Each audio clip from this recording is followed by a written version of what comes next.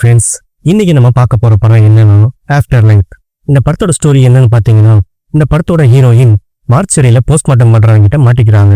அவங்கிட்ட இருந்து நம்ம ஹீரோயின் தப்பிச்சாங்களா இல்லையா அப்படிங்கிறது இந்த படத்தோட ஸ்டோரி. வீடியோக்குள்ள போறதுக்கு முன்னாடி ஞாபகமா நம்ம சப்ஸ்கிரைப் பண்ணிக்கோங்க. சரி வாங்க கதைக்குள்ள போலாம். கதையோட ஆரம்பத்துல ஒரு வயசானவரை காட்டுறாங்க. இவரோட பேரு எலைட்.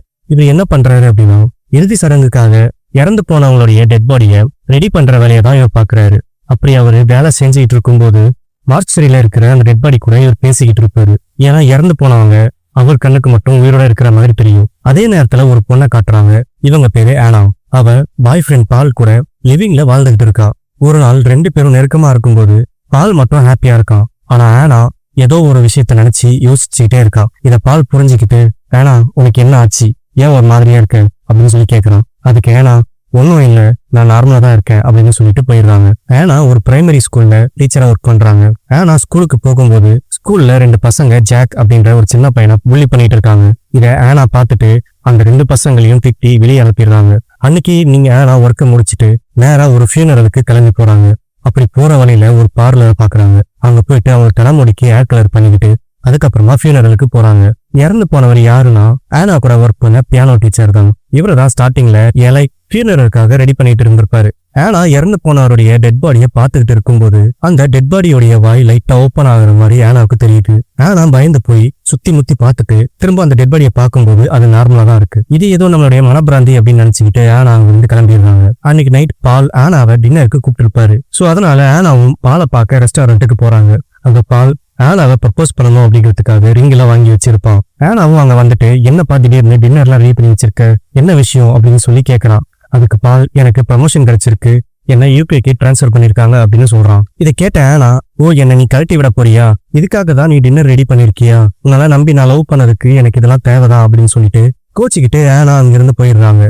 ஆனா உண்மை என்னன்னா, பால் வந்து ஆனாவை ப்ரப்போஸ் பண்ணி 2 பேரும் மேரேஜ் பண்ணிக்கிட்டு ஒன்னா யூகேக்கு போலாம் அப்படிங்கிறது தான் பிளான்ல இருந்திருப்பாரு. ஆனா ஆனா இதை புரிஞ்சிக்காம கோச்சிக்கிட்டு போயிடுவாங்க. இவனும் ஆனாவை ஆனா சொன்னா கேளு போகாத அப்படின்னு சொல்லி தடுக்க ட்ரை பண்ணுவான். ஆனா ஆனா இதை எதுவுமே கேட்காம வேகமா கார்ல அங்கிருந்து தாண்டி போயிடுறாங்க. அப்படி கார்ல போயிட்டு இருக்கும்போது நடந்த விஷயத்த அம்மாட்ட சொல்லலாம் அப்படின்னு போன் பண்ணி அம்மாட்ட பேசிக்கிட்டே போகும்போது சடனா அவங்களுக்கு ஆக்சிடென்ட் ஆயிடுது.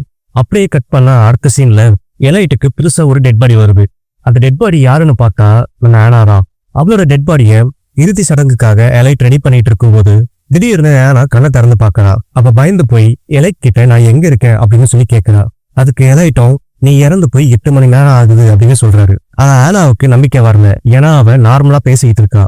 அதுக்கு எலைட்டும் நீ கார்ல போயிட்டு இருக்கும்போது உனக்கு ஆக்சிடென்ட் ஆகி நீ இறந்து போயிட்ட, இதோ பேர் அதுக்கான டெத் சர்டிபிகேட் அப்படின்னு சொல்லி அந்த சர்டிபிகேட்டையும் காட்டுறாரு. அப்போ ஆனாவும் நான் இறந்துட்டேன் அப்படின்னு நீங்க சொல்றீங்க, ஆனா நான் பேசுறது எப்படி உங்களுக்கு தெரியுது அப்படின்னு சொல்லி கேட்க, என்னால இறந்து போனவங்கள பார்க்க முடியும், அவங்க கூட பேசவும் முடியும் அப்படின்னு எலைட் சொல்றாரு. அடுத்த நாள் ஆகுது. பாலும் என்ன ஆனா இன்னும் வீட்டுக்கு வரலையே அப்படின்னு சொல்லி ஆனாக்கு கால் பண்ண ட்ரை பண்றாரு. ஆனா ஆனாவோட போன் எலைட் கிட்ட இருக்கு. அவர் அந்த கால் அட்டன் பண்ணாம ஆனாவோட திங்ஸ் எல்லாத்தையுமே ஒரு பையில போட்டு எடுத்து வச்சிடுறாரு. பாலும் என்ன ஆனா கிட்ட இருந்து எந்த ஒரு மெசேஜும் வரல, நம்ம கால் பண்ணாலும் எடுக்க மாட்டேங்கிறாளே அப்படின்னு சரி நம்ம நேரா ஆனா ஒர்க் பண்ற ஸ்கூல்ல போய் பார்க்கலாம் அப்படின்னு அங்க போய் பார்த்தாலும் ஆனா அங்க இல்ல. அங்க இருக்கிற ஒரு டீச்சர் கிட்ட கேட்டா ஆனா அவங்க இன்னைக்கு ஃபுல்லாவே ஸ்கூலுக்கு வரல அப்படின்னு சொல்றாங்க. ஒருவேளை ஆனா அவங்க வீட்டுக்கு போயிருப்பாளோ அப்படின்னு பாலும் அவங்க வீட்டுக்கு போறான்.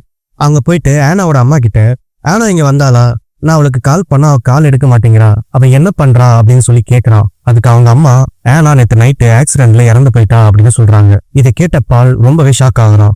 இங்க மார்ச்சரியில எலைட் என்ன பண்ணிட்டு இருக்காரு அப்படின்னா, ஏனாக்கு ஆக்சிடென்ட் ஆகும்போது தலையில அடிபட்டிருக்கும். அந்த காயத்துக்கு தையல் போட்டுட்டு இருக்கும்போது வெளியே யாரோ கதவு தட்டுற சவுண்டு கேட்குது. உடனே எலைட்டும் ஆனா உன்னுடைய அம்மா தான் உன்னை பார்க்க வந்திருக்காங்க போல அப்படின்னு ஆனாக்கு ஒரு இன்ஜெக்ஷனை போட்டுட்டு எலைட் அவங்க அம்மாவை போய் பாக்குறாரு. ஆனாவோட அம்மா எலைட் கிட்ட என்னோட பொண்ணை ரெடி பண்ணிட்டீங்களா இல்லையா, நான் அவளை பார்க்கணும் அப்படின்னு சொல்லி கேட்கறாங்க. அதுக்கு எலைட்டும் இன்னும் நான் உங்க பொண்ணை ரெடி பண்ணல, இப்போதைக்கு உங்க பொண்ணை பார்க்க முடியாது அப்படின்னு சொல்றாரு. அதுக்கு ஆனாவோட அம்மா இல்ல என் பொண்ணை நான் இப்ப பார்த்தே ஆகணும் அப்படின்னு சொல்றாங்க. சரின்னு எலைட்டும் ஆனாவோட அம்மாவை உள்ள கூட்டிட்டு போயிட்டு ஆனாவை காட்டுறாரு. ஆனாவோட அம்மா அவங்க பொண்ணை பார்த்துட்டு என் பொண்ணு இறந்து போன மாதிரியே இல்ல, அவ தூங்கிக்கிட்டு இருக்கிற மாதிரி தான் இருக்கு, எனக்கு ஒரே ஒரு உதவி மட்டும் பண்ணுங்க, அவளோட ஒரிஜினல் ஹேர் கலர் ப்ரௌன் தான், ரெட் கலர் கிடையாது, ஸோ அதனால அந்த ஹேர் கலர் மட்டும் மாத்தி விட்டுருங்க அப்படின்னு சொல்றாங்க. அதுக்கு எலைட்டும் உங்க விருப்பப்படியே செய்யறேன் அப்படின்னு சொல்றாரு. அடுத்த நாள் ஆனா இறந்து போன விஷயம் நியூஸ் பேப்பர்ல வருது. அதை அந்த ஜாக் அப்படிங்கிற சின்ன பையன் பாக்குறான். உடனே கத்திரிக்கோலை எடுத்து அந்த பேஜை மட்டும் கட் பண்ணி எடுத்துட்டு போயிட்டு அவங்க அம்மா கிட்ட நடந்த விஷயத்த சொல்றான். அப்பதான் அவங்க அம்மாவுடைய மூஞ்ச காட்டுறாங்க. பார்த்தா அவங்களே பேய் மாதிரி தான் இருக்காங்க. அப்படியே கதை ஆனா கிட்ட போகுது. எலைட் போட்ட ஊசியினால ஆனாவோட உடம்பு பேரலைஸ் ஆகிருக்கு. கொஞ்ச நேரம் கழிச்சு அந்த மருந்தோட பவர் குறைஞ்சதுனால ஆனா மெதுவா நடந்து டோர் கிட்ட வராங்க. அங்க வந்து யாராவது இருக்கீங்களா, என்னை காப்பாத்துங்க அப்படின்னு சொல்லி கத்துறாங்க. அந்த டைம்ல ஒரு கார் வர சவுண்டு கேக்குது. எலைட்டும் வந்து யாருன்னு பார்த்தா அது பால் தான்.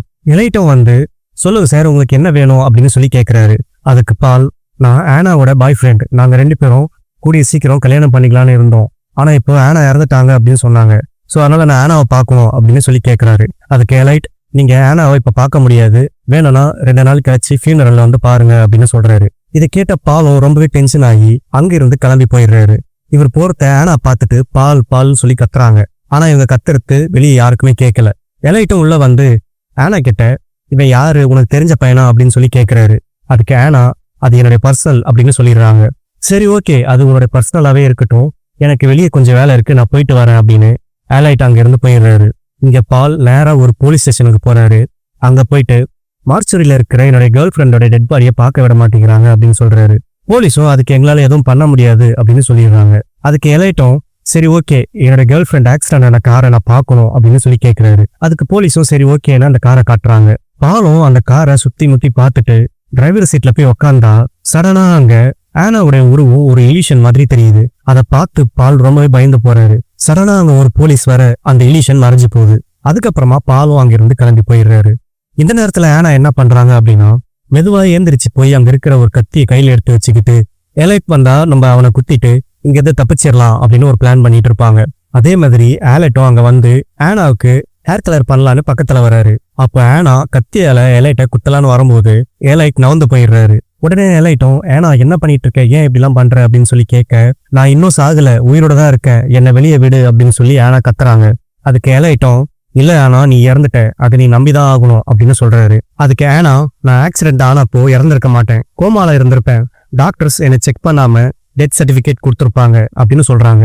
சரி ஓகே, உனக்கு எப்போ என் மேல நம்பிக்கை வருதோ அப்ப சொல்லு, அப்போ வந்து நான் உன்னை ஃபியூனரலுக்காக ரெடி பண்றேன் அப்படின்னு சொல்லிட்டு ஆலைட் அங்கிருந்து போயிடுறாரு. அதுக்கப்புறமா ஆலைட் நேரா ஒரு பார்ட்டியோட ஃபியூனரலுக்காக வந்திருப்பாரு. அங்க அந்த ஜாக்ன்ற சின்ன பையன் வந்து ஆலைட் கிட்ட, நான் என்னோட மிஸ்ஸை பார்க்கணும் அப்படின்னு சொல்லி கேட்கான். அதுக்கு ஆலைட், இன்னும் 2 நாள் கழிச்சு ஃபியூனரல் நடக்கும், அப்ப வந்து உங்க மிஸ்ஸை பாரு அப்படின்னு சொல்லிட்டு அங்கிருந்து போயிடுறாரு.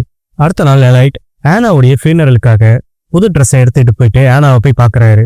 அப்போ ஆனாவும் இந்த ட்ரெஸ் யாருக்கு அப்படின்னு சொல்லி கேட்கறாங்க. அதுக்கு எலைட்டும், இந்த ட்ரெஸ் உனக்கு தான் அப்படின்னு சொல்லி பேசிட்டு இருக்காரு. அப்போ சடனா எலைட்டுக்கு ஒரு கால் வருது. என்னன்னா, புதுசா ஒரு டெட் பாடி வந்திருக்கு, வந்து எடுத்துட்டு போங்க அப்படின்னு சொல்லி சொல்றாங்க.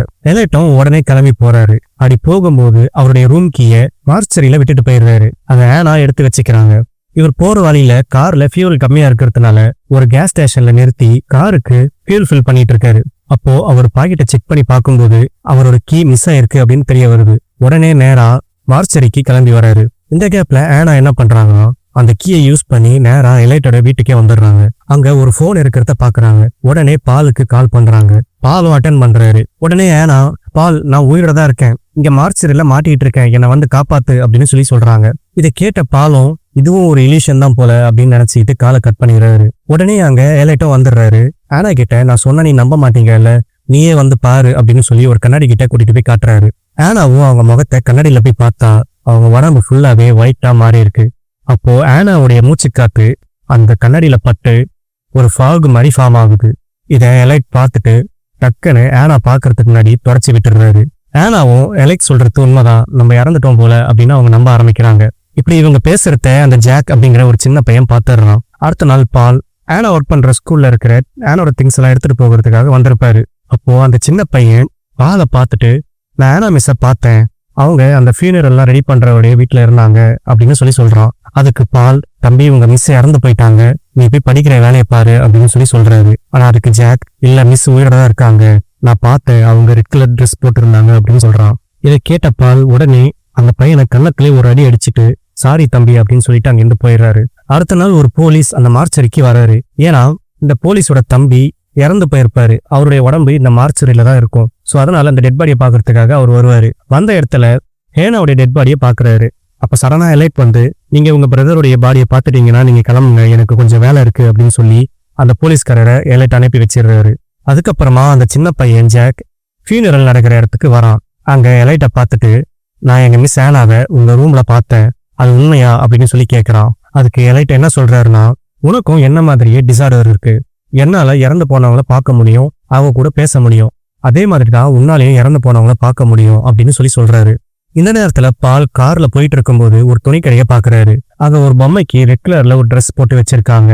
அப்பதான் பாலுக்கு புரிய வருது, நம்ம லாஸ்டா ஆனாவை இந்த ரெட் கலர் ட்ரெஸ்ல தான் பார்த்தோம், அப்போ அந்த சின்ன பையன் ஜாக் சொன்னது உண்மைதான் அப்படின்னு புரிய வருது. உடனே பால் என்ன பண்றான்னா நேரா போலீஸ் ஸ்டேஷனுக்கு போயிட்டு ஒரு கம்ப்ளைண்ட் ரெஜிஸ்டர் பண்றான். ஆனா இறந்து போகல, அவளுக்கு எவிடோஸ் கொடுத்து ஹார்ட் பீட் ரேட் கம்மி பண்ணி அவ இறந்துட்டான்னு பொய்யா ஒரு சர்டிபிகேட்டை ரெடி பண்ணிருக்காங்க, இதை உடனே நீங்க இன்வெஸ்டிகேஷன் பண்ணணும் அப்படின்னு சொல்லி சொல்றான். ஆனா இதுக்கு எந்த ஒரு எவிடன்ஸும் இல்லாததால போலீஸ் ஆக்ஷன் எடுக்க மாட்டேங்கிறாங்க. அதனால பாலும் வேற வழி இல்லாம அங்க இருந்து வந்துடுறாரு. அப்படியே சீனை கட் பண்ணா ஆனா ஃபியூனரலுக்காக ரெடி ஆயிட்டு இருக்காங்க. அப்போ எலைட் ஆனாக்கு ஒரு இன்ஜெக்ஷன் போட வராரு. அப்போ ஆனா எலைட் கிட்ட எனக்கு கடைசி ஆசை ஒண்ணு இருக்கு, அதை நிறைவேற்ற முடியுமா அப்படின்னு சொல்லி கேட்கறாங்க. அதுக்கு எலைட்டும் என்ன ஆசை அப்படின்னு சொல்லி கேட்கிறாரு. அதுக்கு ஏன்னா நான் சாகிறதுக்கு முன்னாடி ஒரே ஒரு தடவை என் முகத்தை நான் கண்ணாடியில பாக்கணும் அப்படின்னு சொல்லி கேட்கறாங்க. எலைட்டும் அதுக்கேத்த மாதிரி ஒரு கண்ணாடியை கொடுக்கறாரு. அந்த கண்ணாடியில ஆனா அவங்க முகத்தை பார்த்துட்டு இருக்கும்போது அதே மாதிரி மூச்சு காத்து அந்த கண்ணாடியில பட்டு ஃபாக் மாதிரி ஃபார்ம் ஆகுது. இதை ஆனாவும் பார்த்துடுறாங்க. அப்படின்னா நம்ம இன்னும் சாகல, நம்ம இன்னும் உயிரோட தான் இருக்கோம் அப்படின்னு ஆனாவுக்கு புரிய வருது. உடனே எலைட்டும் ஆனாவுக்கு அந்த இன்ஜெக்ஷன் போட வராரு. ஆனா அந்த இன்ஜெக்ஷனை போட விடாம தடுக்கிறாங்க. ஆனா எப்படியும் ஒரு வழியா எலைட் ஆனாவுக்கு அந்த இன்ஜெக்ஷனை போட்டுடுறாரு. அதுக்கப்புறமா ஆனாவுடைய ஃபியூனரலுக்காக எல்லாருமே வந்திருக்காங்க. ஆனாவுடைய டெட் பாடியை எலைட் கொண்டு போய் அங்க வச்சிடுறாரு. எல்லாருமே வந்து ஆனாவை பாக்குறாங்க. அப்போ பாவம் அங்க வராரு. என்கேஜ்மெண்ட்டுக்கு வாங்கின ரிங்க ஆனா கையில போட்டு விட்டுட்டு அவர் ரொம்ப ஃபீல் பண்ணி அழ ஆரம்பிக்கிறாரு. பக்கத்துலயே தான் எலைட்டும் நின்றுட்டு இருக்காரு. அப்போ ஆனாவுடைய வாய் ஓப்பன் ஆகுற மாதிரி தெரியுது. உடனே அவரு மத்தவங்க பாக்குறதுக்குள்ள துணியை எடுத்து மூடி விட்டுட்டு சீக்கிரமா நம்ம ஆனாவை அடக்கம் பண்ணலாம் அப்படின்னு சொல்லி கல்லறைக்கு கொண்டு போயிட்டு அடக்கம் பண்ணவும் ஆரம்பிக்கிறாங்க.